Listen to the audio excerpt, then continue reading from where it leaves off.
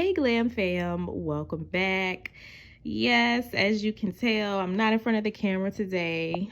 Just not feeling well. If you already watched my Potomac review, you know I already said all of this. But yeah, just not feeling well today. So we're just gonna go ahead and get into this Married to Medicine review. This is episode 7, I think. Episode 6 or 7, something like that. Yeah, let's go ahead and get into it. So Toya and Phaedra decide to throw Sweet Tea a lingerie style pamper party on the same night that the guys have their bachelor party. I mean, why didn't they just do a bachelorette party? I guess because they doctors and they conservative. And since y'all can't see it, I'm doing conservative in quotation marks and whatnot, and they don't want to show that on TV. So yeah. Heavenly is out with Sweet Tea. She's trying to give her advice about her finances, trying to tell her to have her own and whatnot. But I feel like she was really just trying to snoop around and be nosy. So Letitia admits that Quad was right about him being controlling, and he throws being the breadwinner in her face. And she is just venting, but girl, Heavenly is the wrong person to vent to. She kept saying Quad was right. Quad was right about this. Quad was right about that. Dr.G saying she sound like Quad. That's why she's so mad that these ladies bring up Quad, because Dr.G be at home talking about her and comparing them. They be talking about her in that house. That's why she mad. I think she looks so stupid saying, wow, Quad was right. Whoa, Quad was right about that. Duh. We all watched it on TV, you included. So anywho, she realizes Quad is right, but she still is planning to move forward with this wedding, and she believes they'll figure it out. I've said this before on this channel in some other show's review, but it is very important for women to have their own, because this is exactly what happens. This is exactly what happens when you depend on a man for everything. They think they own you. Most of this episode is kind of the ladies with their families separately up until the parties happen. So Simone and Cecil are trying to teach their boys responsibility, but they're already spoiled, so it's kind of hard to unspoil your kids. And yeah, they kind of are. Anytime your kids ask you to pay for their apartment so they can move out, that is spoiled. Damon and Heavenly are trying to convince Alora to stay in state for college, but she wants to go to Florida. They don't want her to go far because she's a girl and she may not be able to defend herself. Now, to me, that sounds like you kind of failed at your job, because her being a girl shouldn't have anything to do with her ability to defend herself. I get what they're saying, but like, you should be worried about all your kids for that reason, not just because she a girl. Girls and the guys, they have their bachelor and pamper parties. I said pamper. They have their bachelor and pamper parties. All of the girls look good. The guys are pre-gaming. Everything is starting off good. Both of the girls and the guys are kind of entertaining the dancers, the strippers, the entertainers, whatever they want to call them. So I don't understand the big deal. Like, that's what you do at bachelorette parties. That's what you do at bachelor parties. You have strippers, you have dancers. As long as you don't take it too far, like, I don't understand why they keep talking about this, trouble that. But Sweet Tea has no idea what these guys are really up to. Clearly, she didn't think they would have strippers. Dr. G don't do all of that. He's conservative. Girl, Dr. G was having a blast. He was off the chain. If I take my pants down, I am not pulling them back up. The girls were having fun too, until her event planner called and told her that they had to spend an extra $13,000 to $14,000 to switch venues. First of all, why would her event caller call her on her pamper party night? Like, why would you even kill the vibe like that? And why would she put that on speaker? Like, I would have went to the other room. So clearly this news is upsetting her, and she kind of takes it out on her sister. Don't get mad at me. She's frustrated. Yeah, she's frustrated. I'm trying to help you out. Can you guys go to the corner? I'm not playing with you. I'm not playing with you. Okay.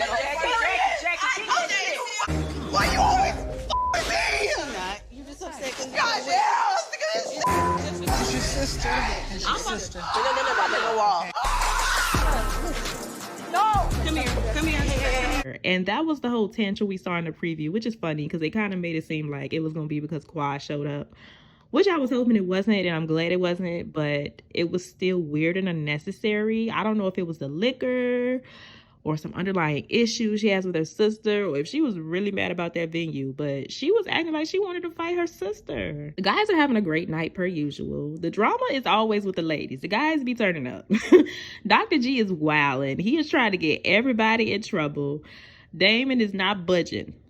Now, Heavenly, on the other hand, It's a little sore. Yeah, damn, right there, yes.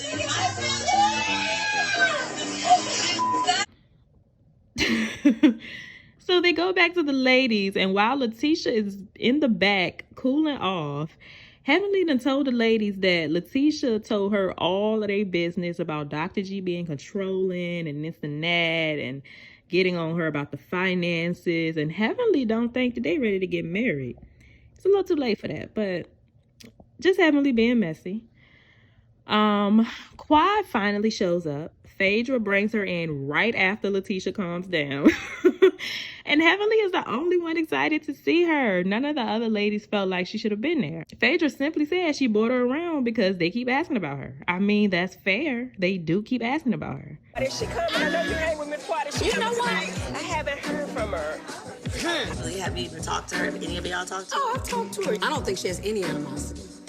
But, I mean, they just felt like the Pamper party wasn't the place to show up, which I kind of get, but, like, y'all know this is a show. Like, cut it out. Toya is just mad that everybody being nice to Quad in general. She is just salty. She don't want nobody to talk to Quad. She don't want Letitia to talk to Quad. Letitia is being kind of fake, smiling in Quad's face, you know, but saying something different in the confessional. But Toya is just being very bitter. So she kind of calls her out, like, girl, how you so nice now, but you didn't even want her name brought up a few days ago, a week ago, or whatever. Can I be real? Yeah. You. How is that possible that you've never met this girl in your life and she just pops up at your bridal shower? And a week ago, you were saying, well, you didn't want us to even bring up her motherfucking name. She just don't want nobody to be cool with Quad, basically. Toya is being petty. I mean, I guess everybody against Quad wasn't working. So Toya pretty much just asked Phaedra to escort her out. Not the time or place. And Phaedra, can you walk your friend out? Because I just feel like...